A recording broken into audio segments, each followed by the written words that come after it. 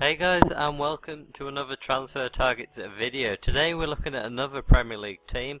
It's Sunderland. They're managed by Gus Poyet, and last season they finished 14th in the Barclays Premier League. They've already signed 4 players, which are Patrick Van Aanholt from Chelsea, the left back, Kostil Pantilimon from Manchester City, the keeper that was behind Joe Hart so wanted to move, Jordi Gomez from Wigan on a free transfer, and Billy Jones, the right back from West Brom.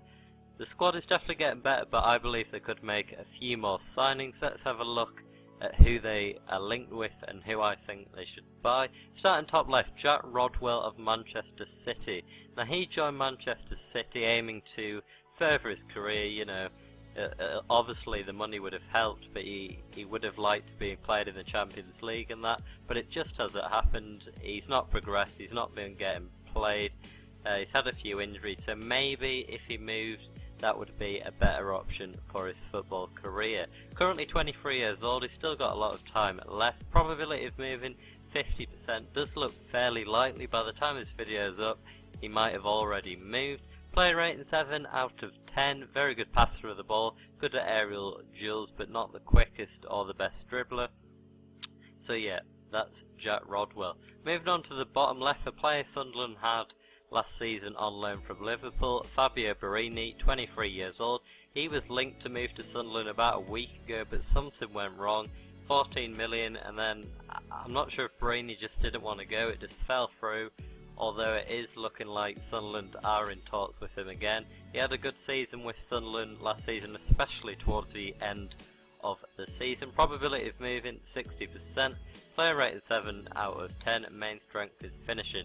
Not the strongest player in the world, but if he gets in a good position, he can run past people and finish off well. Moving on to another Manchester City player, which is James Milner, 28 years old. I thought it was older, to be honest, but 28 years old. Very hard worker. Doesn't always get into the Manchester City team like Jack Rodwell, just because of the quality. You know, he's competing with Silva, Navas, Yaya Toure, all those great midfielders, Fernando Fernandinho, the list goes on. Very good player, very hard worker, as I said. Not the best at taking people on, but he's a good crosser of the ball. Probability of moving 30%. I think he'll stay this season, but maybe if he doesn't get game time, he will move in the next window. Player rating 7 out of 10. Main strength is crossing. Then moving on to a winger that plays for Chelsea, Victor Moses. Again, he moved to Chelsea trying to further his career, but it just didn't work out. He's not getting the game time when he's competing with the likes of Eden Hazard. Probability of moving 20%. I can see Victor Moses leaving, but not necessarily to Sunderland. Player rating 7 out of 10, and main strength is dribbling. My picks for the summer are Jack Rodwell and Fabio Borini, as you can see, and I'll show you in a minute how they can fit into the team. Manager is obviously Gus Poyet. Now this is the strongest Sunderland lineup for the 2014-15 Premier League season, in my opinion.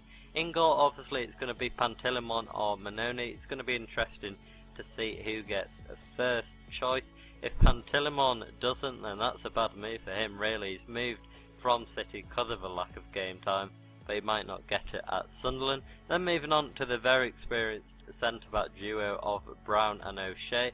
Brown recently has been making a few mistakes, a few red cards, but is still very solid, and O'Shea's been linked with a move to Tottenham, but that doesn't look likely to happen.